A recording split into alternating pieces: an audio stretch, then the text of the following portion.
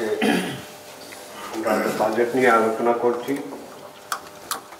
তো বাজেটে আলোচনা চলছে, আমি কোটা রাখবো যে বাজেট হয়েছে সেটা আমি সমর্থন করি, সেখানে এডুকেশনের উপরে আরও কিছু বরাদ্দ দরকার।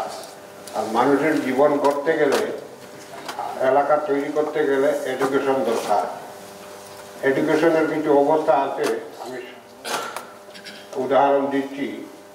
যেমন আমার কাঞ্চনপুর সাব ডিভিশনের নর্থ জুনের আন্ডারে স্কুল আছে, একটা তালিকাতে দেখেছি 10টা স্কুল আছে, একজন শিক্ষক পাহাড়ের ভিতরে। তো সেখানে শিক্ষক নাই, তো স্কুল কিভাবে চলবে? তো একজন শিক্ষক 5টা ক্লাস করতে প্রাইমারিতে সমস্যা, যেদিন অফিস করলো এদিন বন্ধ। তো সেখানে অনেকগুলি হোস্টেল হয়েছে, আবাসিক ছাত্রাবাস হয়েছে, প্রাইভেট আছে, গভর্নমেন্টের আছে। তো সেখানে ওইগুলিতে এই যে শিক্ষকরা আছেন, সেখান থেকে শিক্ষক যেখানে শর্ট আছে, ছাত্র আছে, স্কুল চলছে, সেখানে আনার ব্যবস্থা করলে এই দিকটা ভালো হবে। আর কতগুলি স্কুল আছে ব্যাঙ্গে ব্যাঙ্গে বসে, আবাসিক ছাত্রাবাসও আছে, স্কুল আছে, আমার সাতনাড়াতেও আছে। একজন ব্যক্তি রাজনীতি জায়গা সরকারি দিয়ে দান করে সেটা স্কুল হয়েছে, আবাসিক ছাত্রাবাস ব্যাঙ্গে ব্যাঙ্গে পড়ছে। 21-এ আমি এমডিসি হওয়ার পরে কোয়েশন আনছিলাম, হবে রিপেয়ারিং হচ্ছে না, কিচ্ছু হচ্ছে না, ব্যাঙ্গে ব্যাঙ্গে পড়ছে।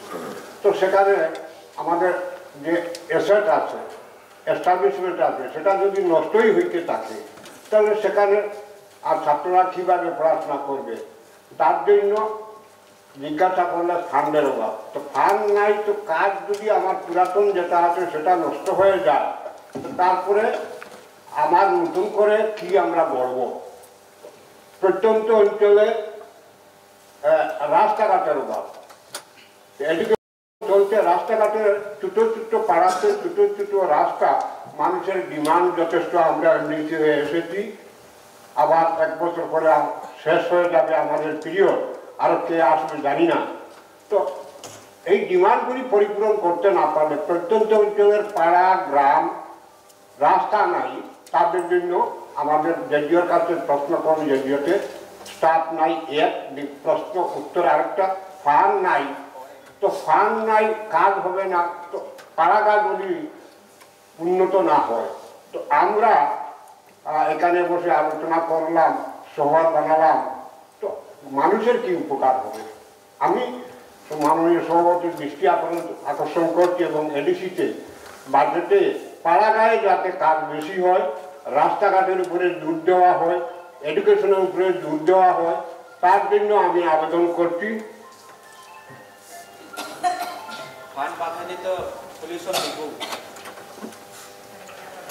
তো জানেন না ওটা হিসাব নাই, এই বাজেটে ধরে পাড়াগাঁয়ের কাজে ডেভেলপমেন্ট করা যায়, স্কুলগুলিকে উন্নত করা যায়, শিক্ষার দিকে নজর বাড়ানো যায়, তাহলে ওই রিমোট অঞ্চলগুলি একটু এগিয়ে যাবে আর আমাদের এডিসি এলাকা সুন্দরভাবে তৈরি হবে। তো এই যে অবস্থাটা আমি তুলে ধরলাম, আমি এই বাজেটের মধ্যে গ্রামাঞ্চলে বেশি খরচ করে রাস্তাঘাট থেকে শুরু করে স্টাফ নিয়োগ এবং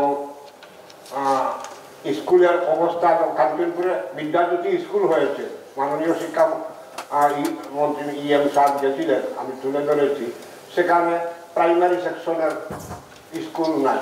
তো বিদ্যাজ্যোতিতে তারা ভর্তি করে না, আর প্রাইমারি সেকশনের ছাত্ররা কোথায় যাবে? এই রেডিয়াস যে এরিয়া আছে সেখানের ছাত্র গণবসতি, তারা আর পড়ার দেখার ব্যবস্থা নেই।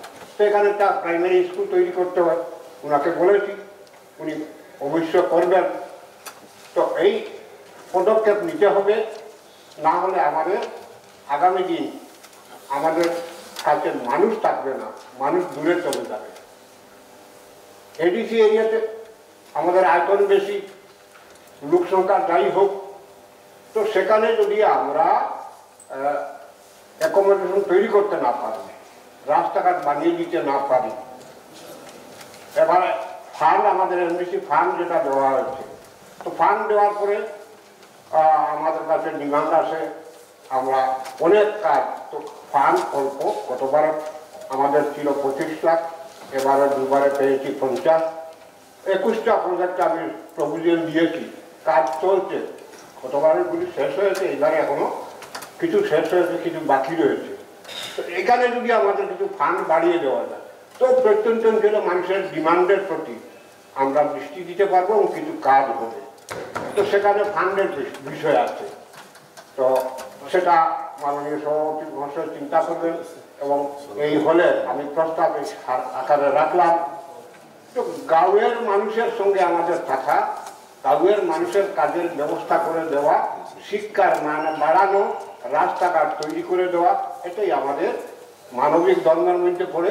আর সেটা না হলে আমাদের পাড়াগা এগিয়ে যাবে না, আর পাড়াগা যদি এগিয়ে না যায় শহর গড়ে উঠবে না। তো শহরের যদি শ্রীবৃদ্ধি হতে হয়, পাড়াগাকে আগে আমাদের সুন্দর করে সাজাতে হবে, তখনই আমাদের সঙ্গে মানুষও থাকবে আর আমাদের শহরও বড় হয়ে উঠবে, আর গ্রামগুলি মানুষ তার সুযোগ সুবিধা ভোগ করতে পারবে। এই সঙ্গে রিলেটেড যতগুলি আছে, যেমন এই বাজেটে ধরা আছে রিটেনিং ওয়াল, প্যাসেঞ্জার শেড, আমি 4টা প্যাসেঞ্জার শেড দিয়েছি এই ফান্ড থেকে। তো আমরা মানুষের ডিমান্ড আছে, দিতে পারি না, যেতে বললে ফান্ড নেই, কাজ হচ্ছে না, স্টাফ নেই, এই সমস্যা থেকে আমাদের উত্তরণ কবে হবে আমি এই হলের দৃষ্টি আকর্ষণ করছি। আপনারা সেটা যে কার্যনির্বাহী সদস্যরা আছেন বসে সেটাকে ঠিক করবেন এবং বাজেটে আরো বেশি বরাদ্দ রেখে যাতে প্রত্যন্ত অঞ্চলের সমস্ত জেডিও অফিস এলাকাতে যাতে ডেভেলপ হয় তার প্রস্তাব আমি রাখছি। আমি আর ওদিকে বলছি না, আমার অভিজ্ঞতা যেটা আছে আমি বড় বুঝি না, তো বাংলায় যতটুকু বোঝাতে চেষ্টা করছি।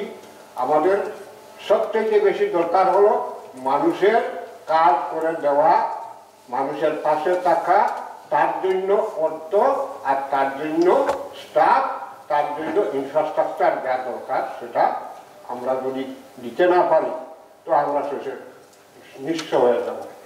এই প্রস্তাব রাখলাম, মাননীয় সভাপতি মহোদয় আপনি সেটা চিন্তা করবেন।